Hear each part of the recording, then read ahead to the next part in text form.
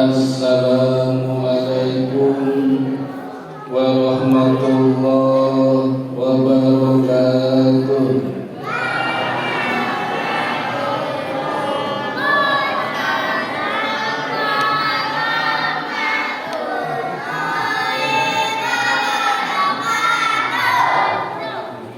Alhamdulillahi wahdah, shadaqa wa'dah, wa nasara abdah, wa a'azza jundah, wa hazamal ahzaba wahdah. La ilaha illallah wa la na'budu illa iyyah mukhlisina lahuddin walau karihal kafirun.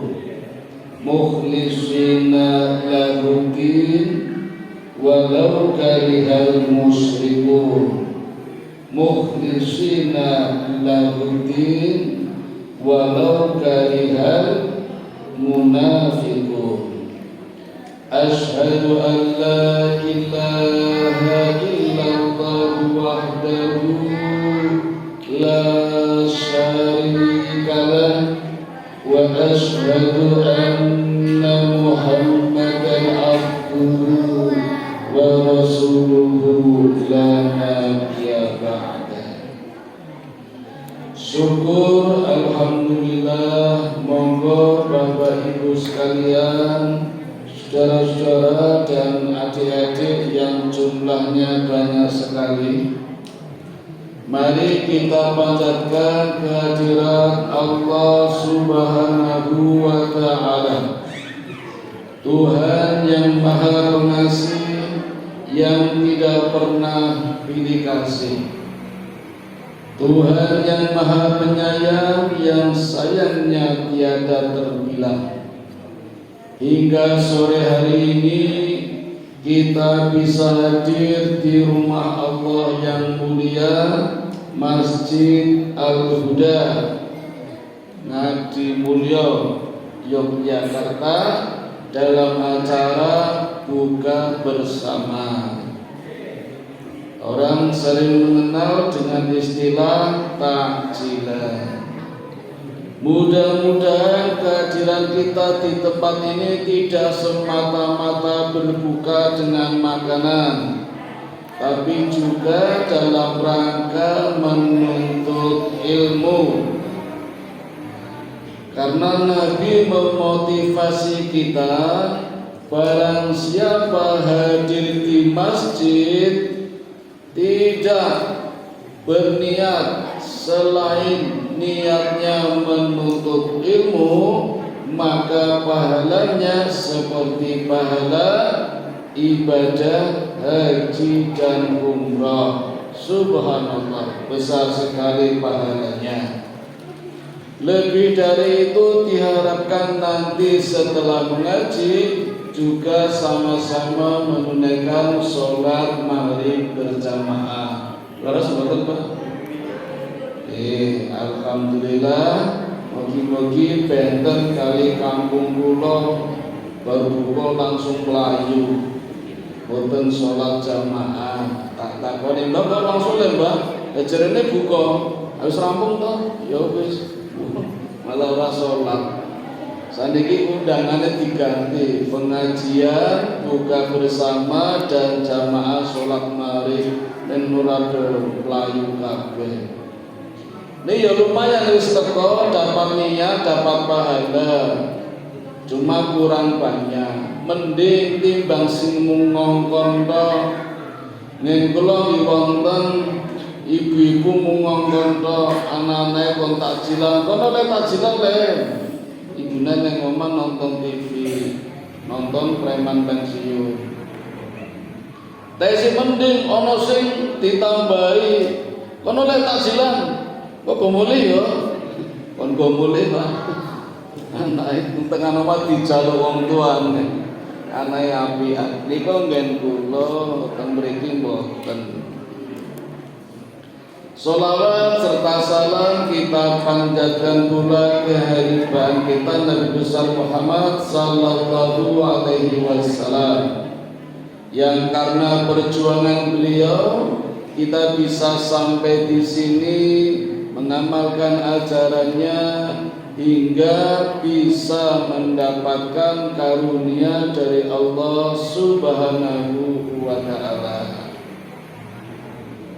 Hadirin yang dirahmati Allah, beberapa kali sepertinya sering kula tampil teng mriki pengajian rutin malam Jumat Kliwon, tarawih, subuh, saniki buka bersama. Materinya tak jadikan satu runtut. Nah, kula ajentaken sama adik-adik dulu ini. Adik-adik masih enggak materi saya terakhir sampai mana? Sampai Jumatan sudah. Ya udah enggak apa-apa. Jumatan kemarin sampai mana materinya? Ceritanya sampai mana?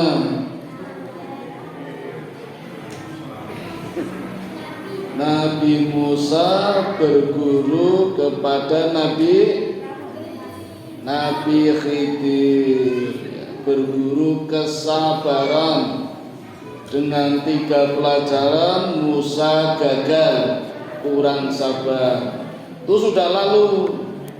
Yang tarawih kemarin sampai mana adik-adik? Ini yang minta tanda tangan dicatat toh. Nyatetnya nggak cuma judulnya, isinya. Kobak apa-apa, jalur meneh bukune apa toko malih apa fotokopi. Biar tahu isinya. Tarawih kemarin Bapak Ibu saya sudah melanjutkannya sampai Nabi Musa dan rombongannya terjebak di satu daerah namanya Ardu Teh atau Ardu Teh. Rombongan Nabi Musa berapa jumlahnya adik-adik? 210.000, luar biasa, banyak sekali ya. Kalau neng panggo pawe sodo banget nih pawe dirijene Nabi Musa. 210.000 banyak sekali. Terjebak di Arduti karena tidak taat pada perintah Allah. Perintah Allah sebenarnya setelah terbebas dari Lautan Merah, dari kejaran Fir'aun, itu menyisir menuju Palestina. Hampir sampai di Palestina, ternyata terhenti rombongan Nabi Musa karena negara Palestina yang akan dimasuki ternyata sudah dikuasai oleh satu kaum yang bernama lali meneh. Namanya kaum bukan Firaun, sudah meninggal, sudah mati, meninggal terlalu halus, mati, modal. KPN yang meninggal Firaun itu. Kaum yang menguasai negeri Palestina ketika itu namanya kaum Jababirin minal Amalikah. Ini kaumnya terkenal beringas, sangar, sadis, ganas. Kalau perang membunuh musuh-musuhnya itu dilemparkan ke sungai, sungainya dibakar, jadi hidup-hidup itu. Nah, umatnya Nabi Musa, Bani Israel takut, terus tidak mau perang. Padahal ini perintah pertama kalinya kepada Nabi Musa dan umatnya supaya berjihad. Bahkan Allah sudah menjanjikan kemenangan. Muridnya Nabi Musa, namanya siapa jadi? Lupa lagi. Yusha bin Nun. Yusha ibnu Nun.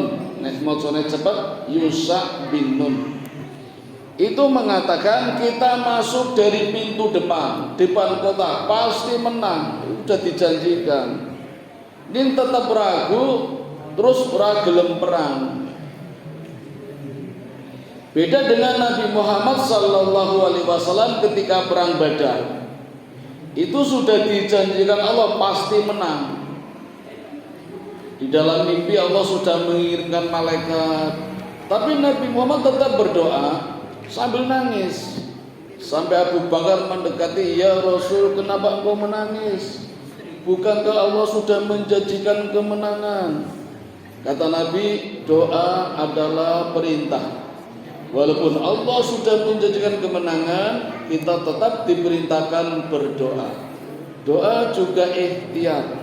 Saya tidak ingin para sahabatku menjadi korban. Itu doanya Nabi. Walaupun menang, dipastikan menang, Nabi ingin para sahabat tidak menjadi korban.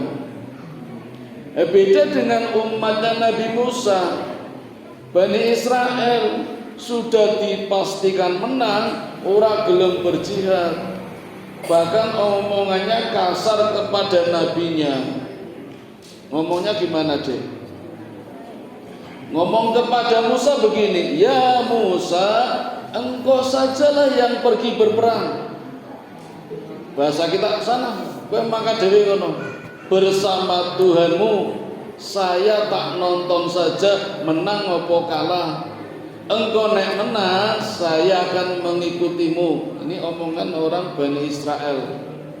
Nek sing saiki yo Israel itu loh, Yahudi. Kamu penak banget tuh ngomong karo nabine kowe yo ngono, nabine sing kon perang, kon maju, dhewe mung nonton. Mau nek menang nembe melu, gampang banget. Enggak mau perang. Karena tidak mau berjihad, maka Allah memberikan hukuman. Terjebak di wilayah ardu teh. Ardu itu bumi, teh itu kesengsaraan, kesedihan, atau bumi linglung. Jadi memang di sana linglung semua nanti orangnya. Nabi Musa juga ikut terjebak. Nabi Musa juga ikut terjebak di bumi linglung. Dan terjebaknya tidak sebentar Bapak Ibu, enggak cuma sehari dua hari, bulan dua bulan, tahun 3 tahun, selama 40 tahun. Waktu yang cukup lama itu. Daerahnya gersang, tandus, panas, enggak ada tanaman, enggak ada pohon, enggak ada hewan. Jangankan pohon basah, hijau, pohon kering pun enggak ada. Adanya terik panas matahari. Jadi apa yang terjadi? Mereka kelaparan, haus.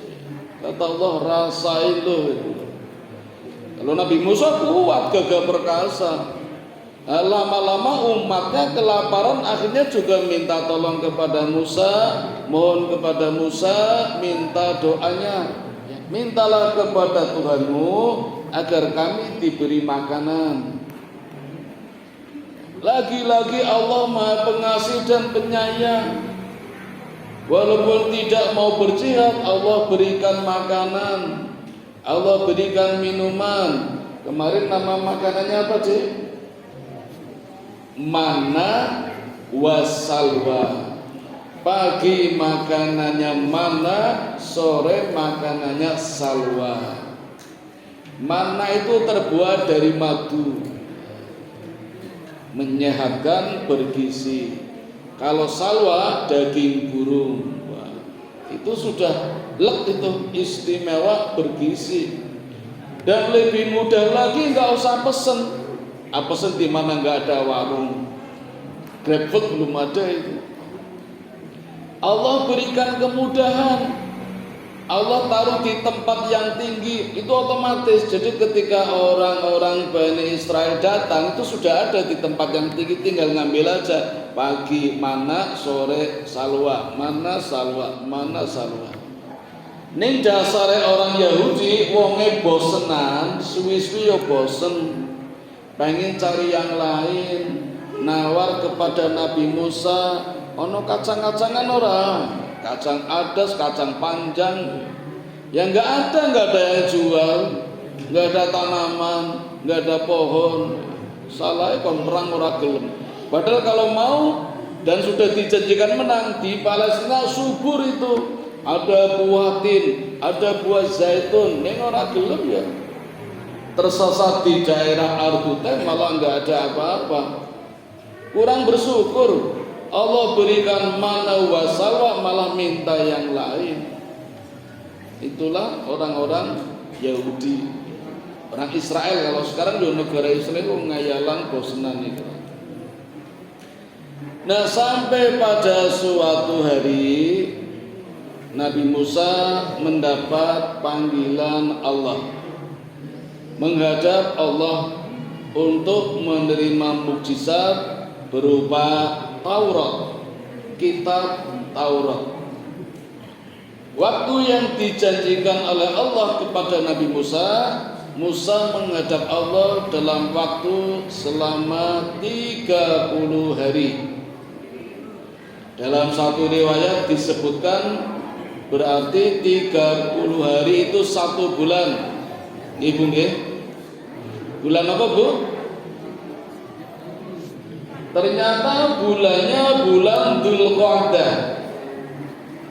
Jadi selama 30 hari Musa senang akan bertemu dengan Tuhannya, maka Musa berpuasa.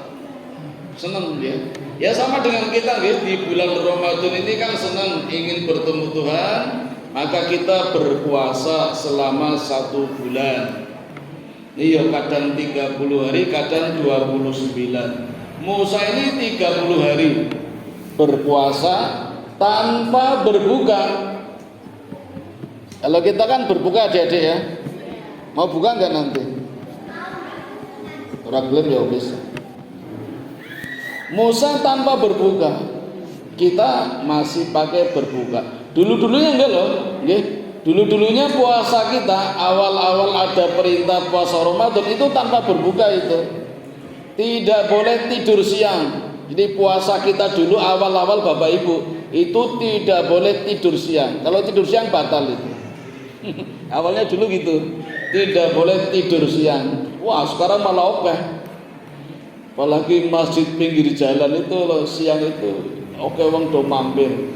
Sales-sales, driver, ojol, jaketnya dicopot, lamine dibuka, potongnya tampil ke jubin, ceos. Karena ngenteni takjilan. Dulu itu nggak boleh tidur siang. Dan nanti saatnya berbuka baru mencari makanan. Yang mencarikan istrinya. Kalau istrinya kembali suaminya tertidur, mungkin ngampet ngeling ya waya buka ora buka, jebul turu, ora ento digugah. Bablas tekan sahur, kerinan, ya terus puasa meneh tanpa berbuka. Dan Nabi sangat kasihan melihat para sahabat seperti itu, kemudian turun syariat dan saat itu mulai disunahkan sahur.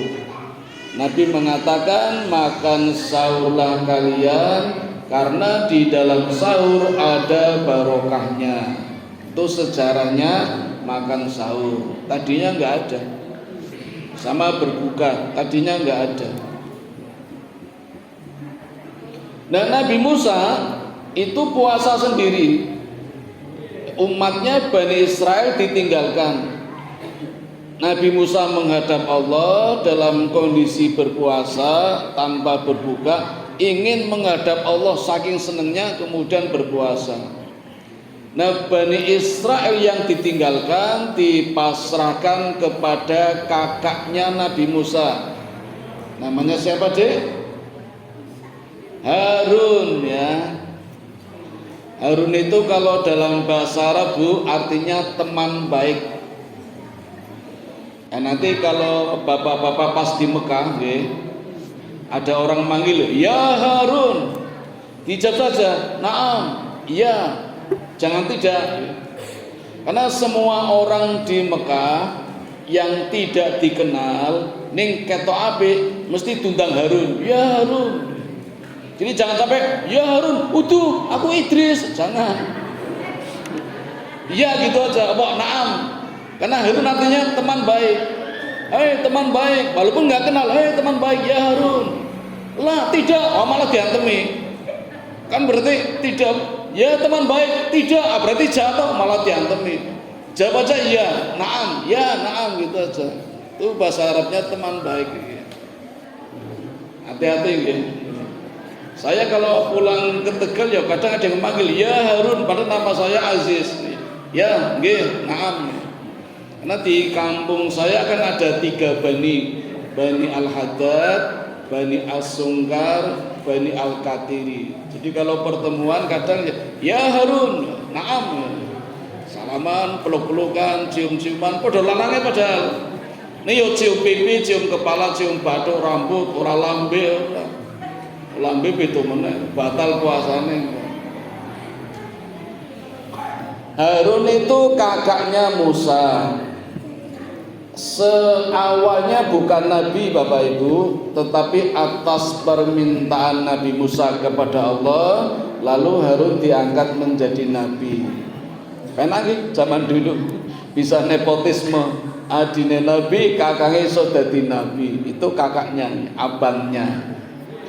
Dimintai tolong oleh Nabi Musa untuk membimbing umatnya Bani Israel. Tolong dijaga, diperbaiki. Itu pesan Nabi Musa kepada Harun. Bapak Ibu, ini kakak beradik tapi sifatnya beda. Musa itu tegas, disiplin, kasar, keras. Jadi umatnya Bani Israel Dawudi, tapi nggak suka. Paham ya? Wedi ini nggak suka. Tapi Harun itu orangnya lembut, halus, disukai oleh Bani Israel. Disukai. Ini do ngeyel doani. Sampai sekarang ada orang seperti itu. Di tempat saya, di tempat kerja nggih, SMK Negeri 1, Kementerian iki Semea 2. Nggih, guru ya macam-macam. Kulo tegas, disiplin, kadang belum bel saya udah masuk. Sangar, ganas, galak. Murid itu dawuh kabeh. Mulane ora disenengi. Ora seneng kali kulo, Pak. Aurung bel wis mlebu. Tapi guru yang lain ada yang halus, lembut, orang tau ngei tugas, orang tau ngei PR, sering ditinggal. Ning nang mlebu kelas nggo jajan, nggo rambutan, nggo roti. Dadi muridnya seneng. Nek ditinggal ya seneng, alhamdulillah. Rapat to, Bu? Rapat to, senengane muga-muga no rapat, men ora mulang niku lho. Ora tau ngei tugas, dadi disenengi. Aku lo ngei tugas terus dadi ora disenengi. Ya seperti itulah. Nabi pun ada yang seperti itu. Bani Israel lebih senang kepada Harun, mergo Nabi Harun itu orangnya lembut, ramah. Ini donganya udah wani nih kalau wani karo Nabi ini. Nih Nabi Musa tugas, disiplin, dua tiga ini orang disenangi. Maka ketika Musa menghadap Tuhannya selama 30 hari, kesempatan bagi Bani Israel dong ngeyel kalau Nabi Harun. Apalagi setelah hari yang ke-30 Nabi Musa belum turun, masih menghadap Allah di bukit, namanya bukit apa? Sinai, Tur Sinai ya. Bukit Tur Sinai. Tampil seorang laki-laki menjadi pesaing Harun. Coba tebak namanya siapa adik-adik? Namanya Samiri. Ini ada kisah tersebut namanya Kososus Samiri. Samiri ini cukup viral Bapak Ibu. Di Quran juga disebutkan namanya. Di dalam surat Toha, surat yang ke-20 mulai ayat 25. Saya bacakan ayatnya nggih. A'udzu billahi minasyaitonir rajim. Qala fa inna qad fatanna qaumaka min ba'dika wa adullahumus samiriyu. Ayat 85. Artinya Allah berfirman, Sungguh kami telah menguji kaummu setelah engkau tinggalkan, dan mereka telah disesatkan oleh Samiri. Samiri ini berasal dari bahasa Arab. Nih, kalau nama aslinya Miha atau Miho. Nama lengkapnya sama dengan Nabi Musa. Depannya Musa bin Dofar Samaria. Itu nama panjangnya Samiri. Musa bin Dofar Samaria. Masa kecilnya hampir sama dengan Nabi Musa. Sama-sama hidup di rezim kekuasaan Fir'aun yang ketika itu diberlakukan siapapun yang melahirkan bayi laki-laki, bayinya disembelih, dibunuh.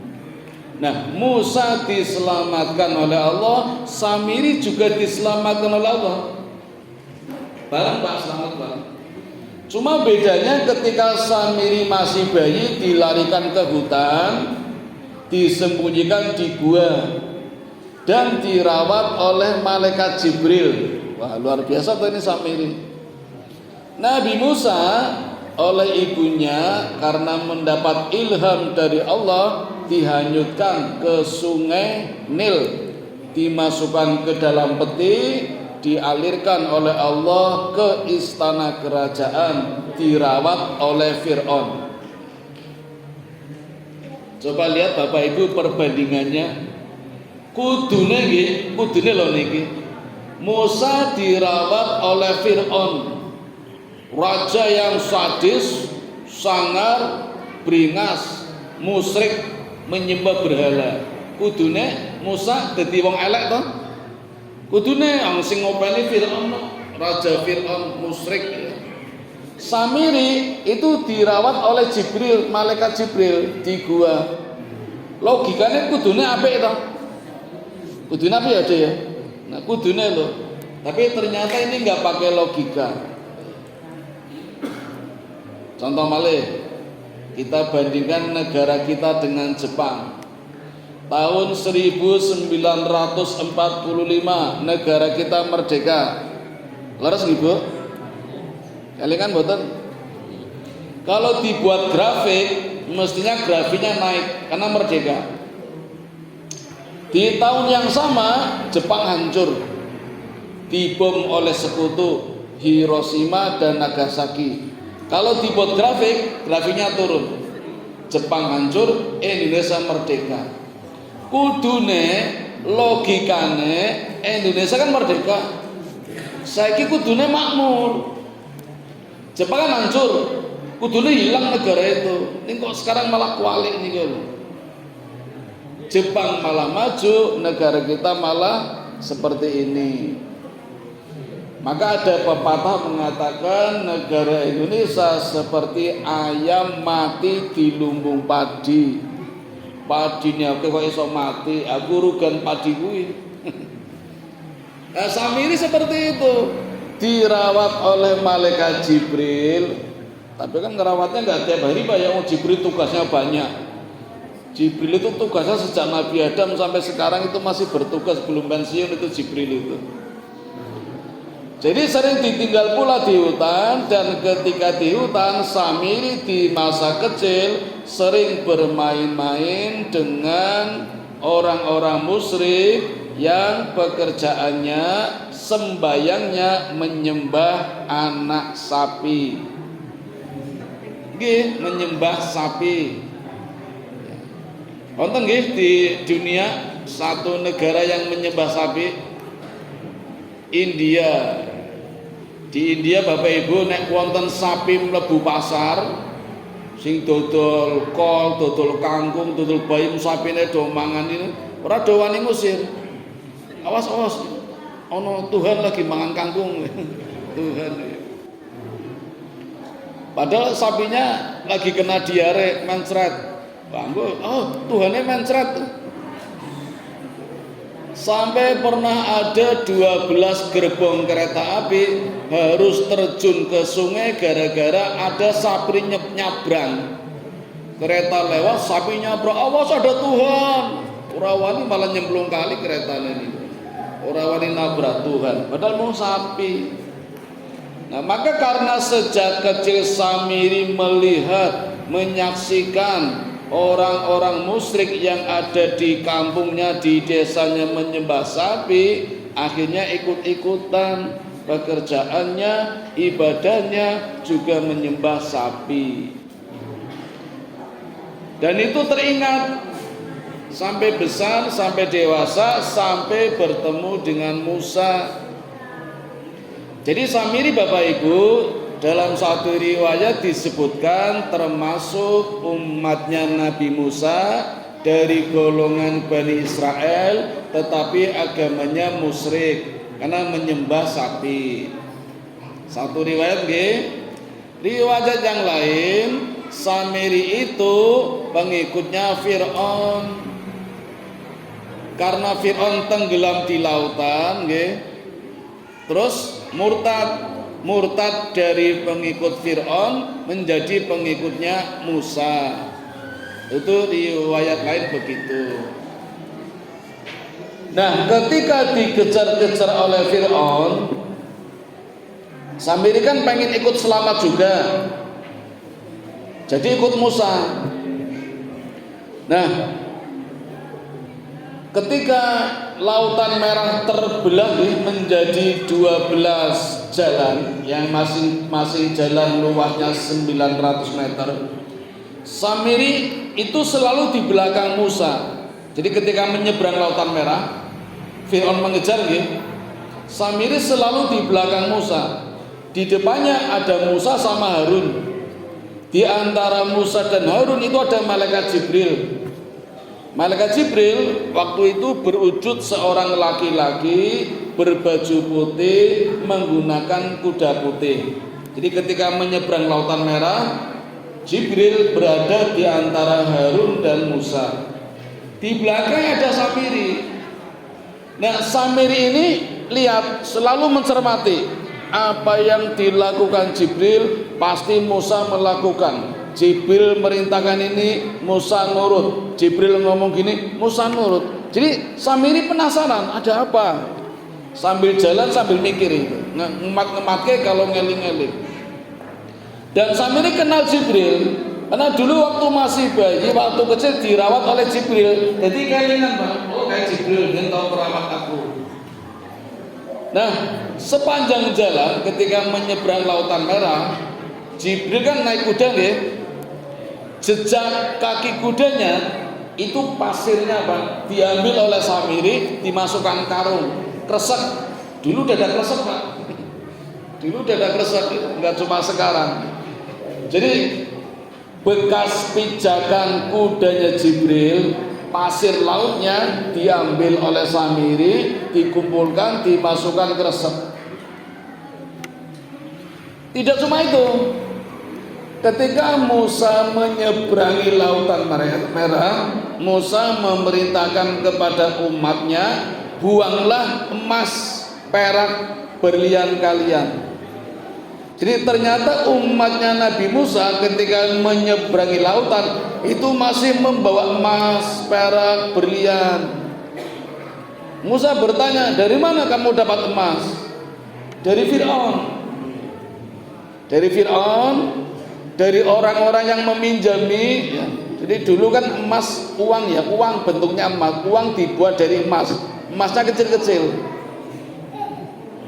Satu keping ada yang beratnya 4,25 gram, kecil-kecil. Nah, sama Musa disuruh buang di laut, karena Musa mengatakan itu haram, itu bukan kepunyaanmu, itu emas pinjaman, kembalikan. Nah, Firaun sudah meninggal lagi, buang saja kalau dibuang. Tetapi oleh Samiri, Pak, dia beli diwadahi karung.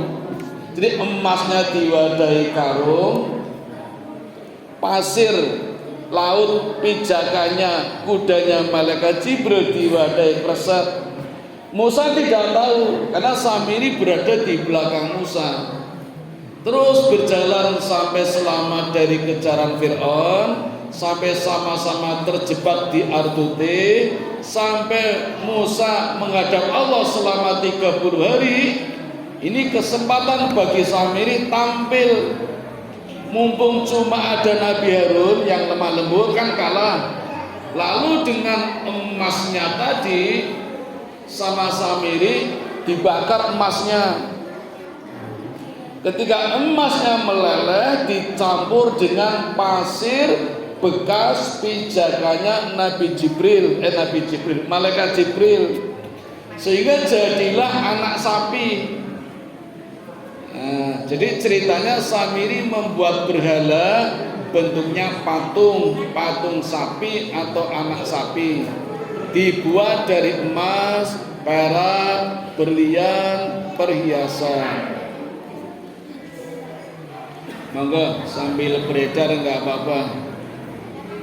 Ingat jadi cekel sing lali diseruput batal. Lanjut nggih. Hebatnya lagi Bapak Ibu, sapinya bisa bersuara. Ketika Samiri memasukkan pasirnya ke dalam mulut sapi, sapinya bersuara. Suaranya gimana, Dek?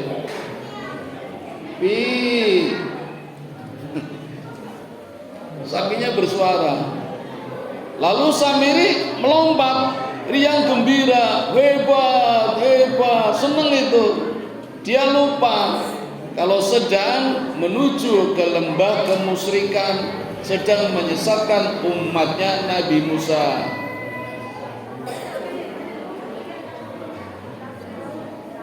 Bapak Ibu, ternyata kasus penyembahan sapi ini terdengar pula oleh Musa, walaupun Musa sedang berada di Bukit Tur Sinai. Allah yang memberitahu. Nah, saatnya Musa hendak turun, sudah 30 hari dan hendak membatalkan puasanya, sama Allah ditegur. Kata Allah, ya Musa, jangan batalkan puasamu. Kenapa ya Allah? Mulutku bau ya Allah, tidak enak dengan engkau ya Allah. Kata Allah, mulutnya orang berpuasa, baunya lebih wangi dari minyak wangi kasturi di hadapan Allah. Di hadapan Allah, Pak. Di hadapan manusia tetap mampu. Bodoh. Tapi Musa diperintahkan tidak boleh membatalkan, justru ditambah 10 hari 10 malam. Berarti puasanya Nabi Musa menjadi 40 malam 40 hari. Nah, setelah selesai mendapatkan mukjizat berupa papan Taurat, Musa diperkenankan turun menjumpai umatnya. Ternyata informasi yang diberikan Allah kepada Musa benar. Sampai di bawah Musa melihat umatnya sudah disesatkan oleh Samiri. Musa marah, tetapi yang dimarahi pertama kali bukan Samiri. Sinten Bu? Kakaknya Nabi Harun. Langsung dipegang jenggotnya pakai tangan kiri, tangan kanannya pegang rambutnya. Jadi gini Bapak Ibu, iya, tangan kiri megang jenggotnya Nabi Harun, tangan kanan kepalanya tarik, diseneni. Coba Bapak Ibu, kakaknya diseneni adine. Kenapa engkau menyesatkan umatku? Apakah kurang masa perjanjianku dengan Allah?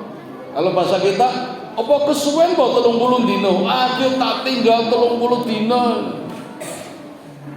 Diseneni Harun. Lalu Harun mengatakan, ya ibnu, wahai putra ibuku, ibnu Umi ya, wahai putra ibuku. Harun tidak menyebut ya Musa, tidak, tapi wahai putra ibuku. Ajane padha to. Tapi kan halus, memang orangnya halus lembut Harun itu. lepaskan tanganmu dari jenggotku, aku ini abangmu. Aku sudah berusaha membimbing Bani Israel, tapi mereka yang memang berani ngeyel sama aku. Lalu siapa yang memulai? Harun mengatakan Samiri. Maka Musa mendekati Samiri, lalu Samiri ditanya, apa yang menjadikan kamu berbuat seperti ini? Lalu cerita apa? Sejak menyeberang di lautan sudah mencermati kamu, Musa kok rukun dengan malaikat Jibril, padahal Jibril dulu yang merawatku. Terus emasnya dibuat sapi. Akhirnya Musa marah, lalu Samiri diusir, disuruh pergi dan dikutuk oleh Musa. Apa hukumannya? Hukumannya ini kutukan Nabi Musa terhadap Samiri. Kemana Samiri pergi tidak akan pernah menjumpai manusia, dan manusia pun tidak akan pernah menjumpai Samiri. Jadi seperti dulu ketika kecil, Samiri hidup sendirian, tidak punya teman, menyendiri lagi. Tidak cuma itu, hukuman yang lain ketika setiap kulitnya Samiri disentuh oleh orang lain pasti serasa terbakar. Maka setiap Samiri bertemu dengan orang pasti mengatakan, jangan sentuh aku, jangan sentuh aku, karena nanti terbakar kulitnya. Berarti nek carane ngene orang duwe bojo Pak ya. Angone bojone nyentuh terbakar, orang sing duwe bojo. Itu hukuman buat Samiri yang menyesatkan umatnya Nabi Musa. Jadi kaya sapa kae? Aswatama nggih, Aswatama. Ya, neng Mahabharata kan dihukum Krishna, disuruh pergi tapi tidak mati, tapi baunya busuk. Jadi setiap mendatangi orang mesti pergi, nggak ada orang yang mendatangi, jadi nggak punya teman. Sampai memohon ingin mati, orang mati-mati. Itu hukuman buat Aswatama. Ya kaya Samiri itu. Dan Bapak Ibu, umat yang disesatkan Samiri cukup banyak. Sepertiganya, berarti 70.000 menjadi sesat. Hebat ini Pak.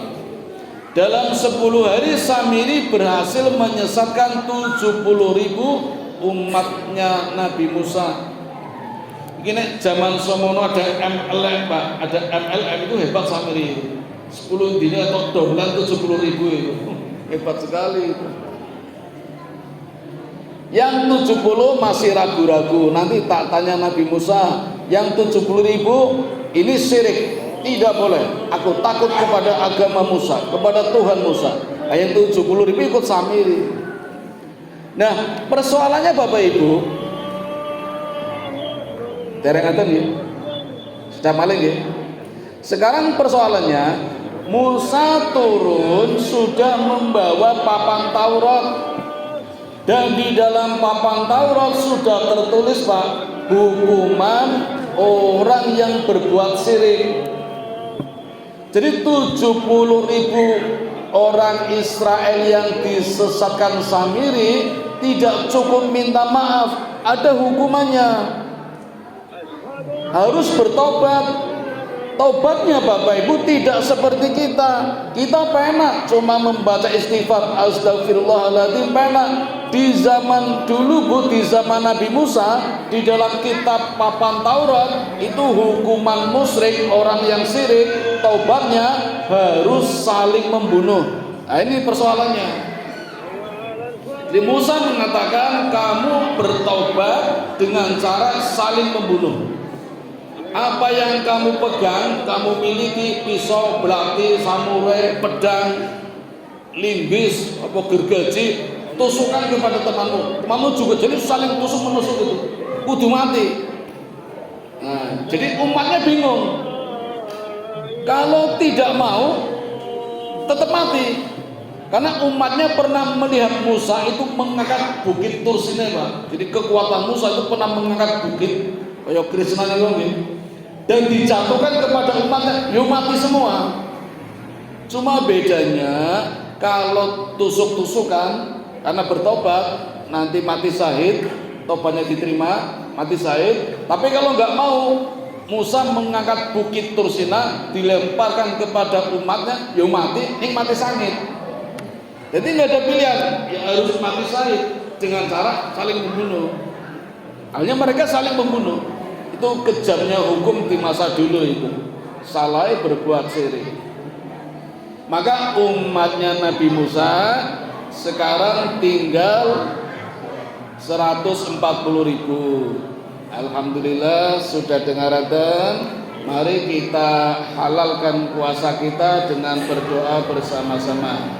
Bismillahirrahmanirrahim. Allahumma laka sumtu wa bika amantu wa ala rizqika aftartu bi rahmatika ya arhamar rahimin. Kalau langsung tutup nggih. Assalamualaikum warahmatullahi wabarakatuh.